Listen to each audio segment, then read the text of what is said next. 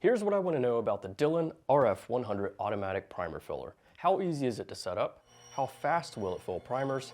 And will it fill primers all the way in the proper orientation without upside down primers? So let's find out in this video.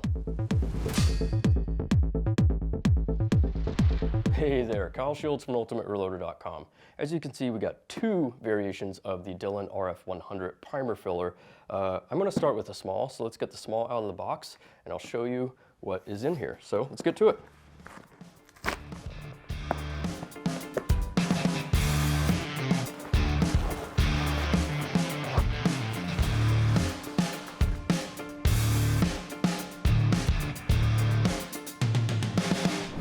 Alright, so this is the small unit out of the box, and it looks like we've got the main unit itself, and I first noticed that they put their nice blue finish on here. It's a touch I didn't expect. That looks really nice.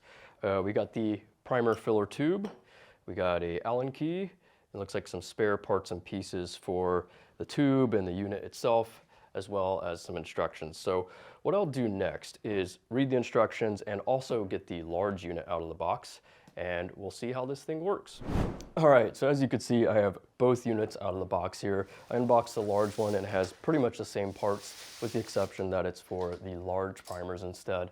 Now do note that small and large is universal, so that means it will work with small rifle or small pistol, and large will be large rifle or large pistol. So it doesn't matter if it's pistol or rifle, it's not determined by that, it's just the size. So with that said, you can buy conversion kits for your RF100. So if you bought the small, you can get a conversion kit for the large and vice versa. So you only have to have one unit if you want. You do not have to buy two units to have large and small, but obviously it is more convenient if you buy two units because then you're set up and ready to go. But if you want to see how that's done, Dillon has a really good video on how to convert your RF100 to large or small, and Gary over there does a really good job of walking through all the details and all the things you need to do. And overall, it doesn't look that complicated to do. It looks like you could get it up and running pretty quickly once you get used to it. Another thing to note, there are two versions of this. There are USA and Euro. So obviously if you're in the United States, you're going to want the USA version, which is pretty much the voltage and the plug. So that means 110 to 120 volts, and Euro would be 220 volts. And now for some speeds and feeds. So once you press this blue button here, which is basically the power button, the unit will run for 2 minutes before automatically shutting off. It will take about 1.5 minutes to 2 minutes to fill up around 100 primers. And that's another thing to note. The primer tube holds 100 primers, which is pretty standard. And while I'm talking about this tube, when you get it out of the box, check to make sure that this knurled knob here is not tight, but kind of snugged up a little bit. And then you might want to look through the tube itself to make sure that there are no obstructions before you go ahead and use it for the first time. And of course, make sure that your retaining clip is in as well, because you don't want to drop primers all over your bench or floor. They're pretty expensive these days. You don't want to lose them. If you're finding that your primers are kind of hanging out and wanting to party up here, and they're not wanting to fall through the tube, you might want to check out this rheostat adjustment knob here, and that will vary the speed on the speed of the unit basically. So each primer is different due to variations in manufacturing and cup thicknesses and things like that. So you really do have to find a sweet spot for each type of primer, and sometimes even each lot. There doesn't really seem to be any sort of magic to it. You have to find the right spot and see if they're all feeding pretty quickly. And it's pretty standard for the last few primers, so 98 to 99% of them will fill up really quickly, and the last 2 or 3 will just want to hang around for some reason. So that's pretty standard too, but play with your speeds. And while I'm talking about that too, you'll notice there are some screws here. These top screws do need to be adjusted down to about 5 inch-pounds or so. There's a screw in the center here and screws all around the unit and some screws on the bottom. Do not adjust those. Those are set at the factory, and if you adjust those, you may have to send it back to Dillon to get repaired. So just keep that in mind. There were a couple design features I noticed when I was researching this thing. There's kind of an arm looking wiper up here, and then there are these divots or indentations into the metal. And I was really curious what those did, because I was curious of how this unit worked when I saw it. It just looked like a pedestal and a circle. So it really puzzled me for a second. And then I found a video explaining it. And basically when primers are going through here, if any are sideways, this arm will wipe them away and make them fall back into the tray. And if they make it past the arm, if they're anviled down, so the smooth side is facing up towards the sky, they will drop into the tray again. And that's how it orients all the primers all the way up until it hits the plastic piece here and then the tube. That's about it for speeds and feeds. So next, let's use the small unit. And I was thinking we'd do an interesting experiment. Don't forget to use nerd goggles anytime you're handling primers. It's probably not a bad idea, even though we're not potentially crushing primers. We don't want to risk it, and man, these need cleaned, they're a little foggy. What we're going to do is load up a tube 5 times, and we're using CCI small rifle primers. And I want to time each one and see how long it really takes. And I also want to see if there are any upside down primers. So in order to load this, just go ahead and start opening your primer box here and hold it upside down and just slide off the sleeve. It's the most elegant way to load primers to ensure that you're not dropping them all over the bench. We are clear. Let's go ahead and set these aside. Now we're going to, again, make sure our clip is in and our tube is good, so let's snap this in. This is spring-loaded down here, so it kind of just goes hard to do backwards, just like that, and it kind of free floats. So now all we have to do is power on the unit and start our stopwatch at the same time. So here we go.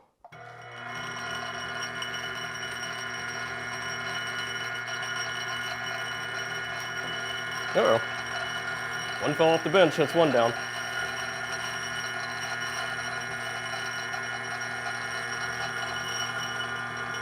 Help these out here.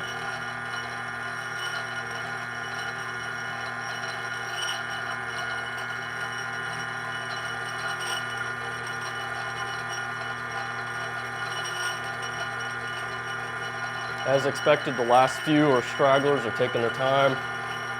Oh, that one made it. It's like a game. Almost there, get ready at the button maybe. Come on, you can do it. Oh, okay. 52 seconds or so for the first run. That's actually a little faster than I expected.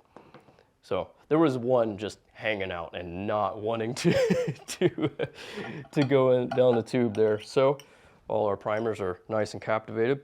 This is gonna be a little tricky to do, but I'm gonna do the best I can. And we will carefully remove our retaining clip here. And let's see how many are upside down. Now what we'll be looking for is ones that are actually anvil first. So we want to see them all shiny side, basically exiting shiny side. So let's take a follower here. Oop, I didn't see that one, so.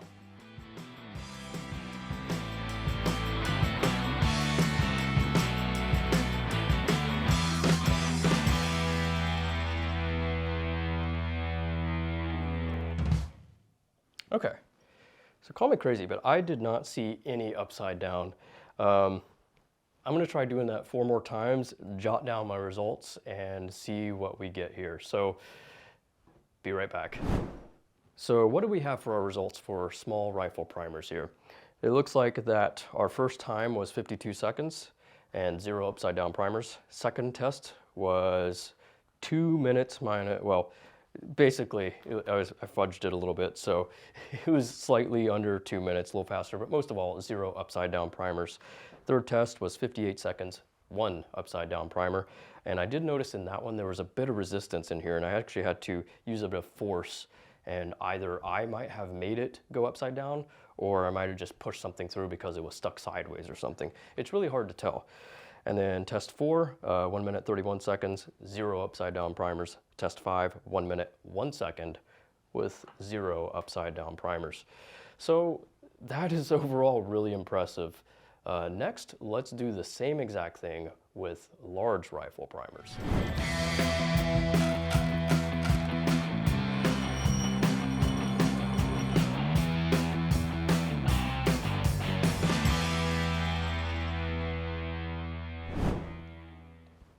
All right, so here's our results for our last test here with large primers, specifically large rifle primers.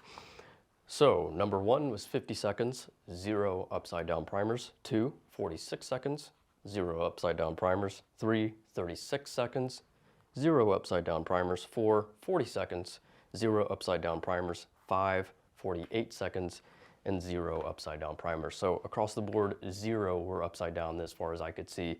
And that is really awesome. So yeah, color me impressed for sure.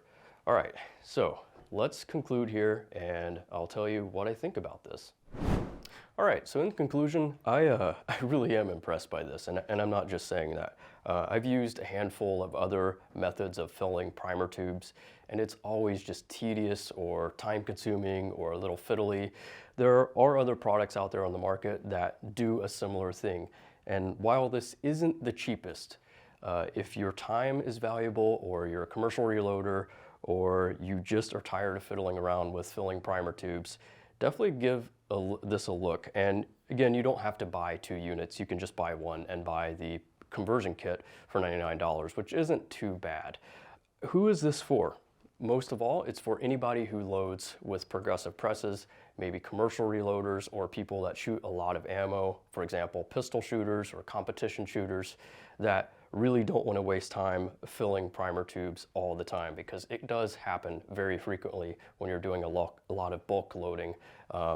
It seems like when we used automated systems, you're filling primers every couple minutes, it seems like, even though it's not. It just seems as soon as everything gets running, it's time to fill primers or it's time to fill powder again, and it really does slow up the process. And the cool thing is you can pour your primers in and multitask. So if you don't have an automated system, you can still crank away on your loading while you let this sit here and do its thing, and you could have it next to your bench. So it's just one less task for you have to do and think about, and that could really help speed up your loading process. You just have to figure out, is something like this worth it for your workflow? So how do we plan to use this here at Ultimate Reloader? Well, honestly, I would really like to find a place on a bench somewhere for these, or at least one of these that we're using at the time, because I have, not just saying this, I have found this the easiest to use so far. It's nice just to pour it in, let it go, and not have to think about filling primer tubes. So you may see this in future videos for sure, especially when I'm on here doing some automated stuff or more progressive loading. Don't be surprised if you see this in the future. So what do you guys think of this? Is this something you're interested in? Is it something you're going to pick up? Are you going to buy one? Do you already have one? If you do, which one do you have? Do you have the large or small? Or do you have one unit with a conversion kit? And how do you like it so far? What are your experiences? And have you found any upside down primers?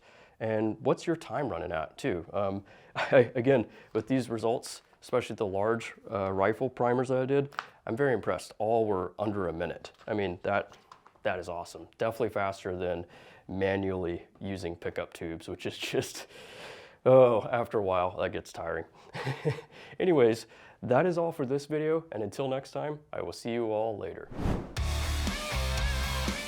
I hope you enjoyed this video. Don't forget to like and subscribe. Also, we're on Facebook, YouTube, Rumble, where we've got unrestricted content, and Instagram. Make sure to follow us on all those channels. Ultimate Reloader also has a commercial solutions division serving law enforcement, the military, and the gun industry.